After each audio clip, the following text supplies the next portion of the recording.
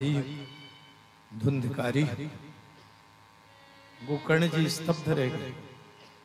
भैया तुम्हारे लिए तो मैंने श्राद्ध किया है, गया में भी श्राद्ध किया, जगह जगह पिंड दान किए और जगह जगह मैंने तुम्हारे लिए भोजन भंडारे लगाए, तुम्हारी मुक्ति नहीं हुई। कहा गया श्राद्ध शतीना मुक्तिर्मीना भविष्यति।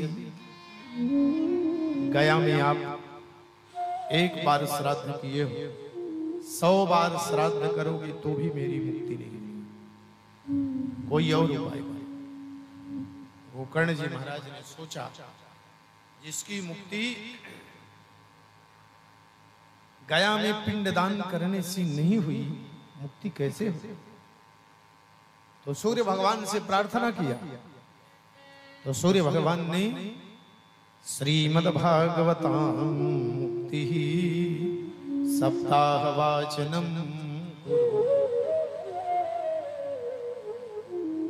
श्रीमद् भागवत जी की कथा से मुक्ति होगी, आप स्वयं भागवत सुनाओ।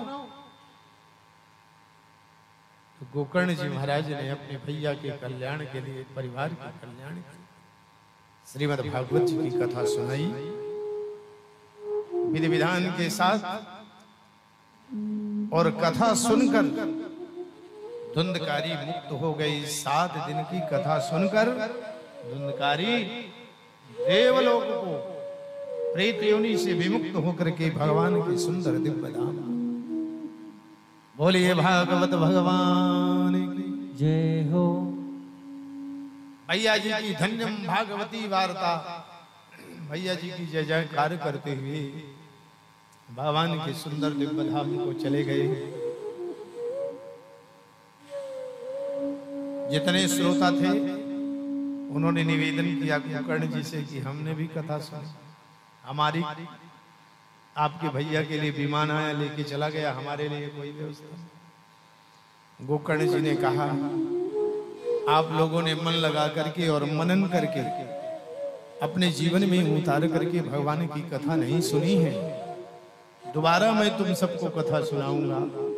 और दोबारा गोकर्ण जी महाराज ने सभी अपने ग्रामवासियों को, परिवार वालों को, सबको उनके निमित्त कथा सुनाई है। सबने एकाग्र मन से कथा सुन करके भगवान की सुंदर दिव्य धाम। बोलिए भागवत भगवान की जय हो। कथा सुन करके भगवान की सुंदर दिव्य धाम को पधारे हैं। श्रीमद् भागवत जी की कथा कैसे सुननी और करनी चाहिए, ये 6ठे अध्याय में लिखा। 6 अध्यायों में महात्म्य। आज आप लोग महात्म्य की कथा सुन रहे हैं। भागवत जी कहते कैसे सुनना चाहिए। पितरों में आप लोग अपने पितरों के कल्याण के लिए सुन रहे हैं, बहुत अच्छी बात। देव पूजन पितृ पूजन दोनों यहाँ आचार्य उमेश जी बड़े विधि विधान के साथ पूजा कराते हैं। जो इनके पूजन में राजकुमार जी बता रहे थे, हमको तो ध्यान नहीं था, हम तो 7 या 8 वर्ष माने थे, लेकिन राजकुमार जी ने बताया कि 13.5 वर्ष बाद ये गोयल परिवार को, वैसे तो न जाने 13.5 वर्ष में कितनी कथाएं हमने विधायक जी के माध्यम से किए होंगे, लेकिन ये पारिवारिक कथा 13.5 वर्ष समय जाते देर नहीं लगती, हो गया। और हमको तो लगता अभी 1.5 साल पहले सुना है। ऐसा मन, ऐसा लगता है कि धोती पहने हुए वेद प्रकाश जी अभी वो आश्रम में घूम रहे। हमें देर नहीं, हमें ऐसे नहीं लग रहा कि इतने दिन व्यतीत हो गए। साथ यहाँ पूजन होगा विधान के साथ में। प्रत्येक दिन जो भी हमारे सुंदर जी, तो इनके आगे श्याम सुंदर जी प्रमुख यजमान और इनकी धर्म पत्नी जी बड़ी प्रसन्न चित्त से पूजा करेंगी, कर ही रही हैं। और पूरा परिवार भगवान की कथा श्रवण करने के लिए प्रसन्न चित्त है। ये सब बढ़िया विधि विधान के साथ में कथा सुनिए। भोजन की बढ़िया व्यवस्था ही है। बस एक निवेदन और है कि भोजन के कण को और संत भोजन खूब करिए, लेकिन सब लोग कहीं भी रहो तो नियम लो, एक कण भी हमारा बर्बाद न जाए, इस बात का ध्यान सभी लोग। बार बार ले लो कोई बात नहीं, आपे का भंडारा है, लेकिन भोजन फेंका न जाए, जूठा न छूटे, चाहे वो नाश्ता हो, चाहे दोपहर शाम का, चाहे चाय हो, चाहे दूध। एक बात का और निवेदन करूं, अन्नदान की इतनी महिमा होती है।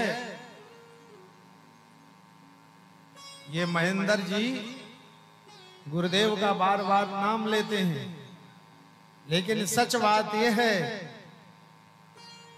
कि अन्नदान की महिमा मैंने देखा है अमरनाथ जी में भी। इन्होंने भागवत अमरनाथ में भी कराई थी। अमरनाथ में वहां भोजन की भंडारा और नेता बनने की शुरुआत आप सब लोगों को जानकारी होगी, ना हो तो सुन। ये अन्न की महिमा से विधायक बने हैं, सबका के आशीर्वाद के साथ साथ भोजन की महिमा से भी विधायक बने। तो भोजन का दुरुपयोग ना हो, प्रसादी का दुरुपयोग ना हो, इस बात का सदैव ध्यान रखना चाहिए। उदार मना होकर के बढ़िया कार्यक्रम करो। एक संत जी थे, एक दृष्टांत 1 मिनट का सुना करके कथा का विश्राम करेंगे। और सच बात यह है कि 7 दिन की कथा है, तो कथा को जब तक अपने स्थान पर नहीं ले जाएंगे तो कथा करेंगे, चाहे रात हो चाहे। तो कथा विश्राम की ओर है। एक दृष्टांत सुना। एक संत थे, उदाहरण आपके हरियाणा क्षेत्र में, और थे भी। उन्होंने कहा हमें उत्सव करना है। एक सेठ जी जमींदार, जमींदार का मतलब उनके यहाँ खेती भी होती थी।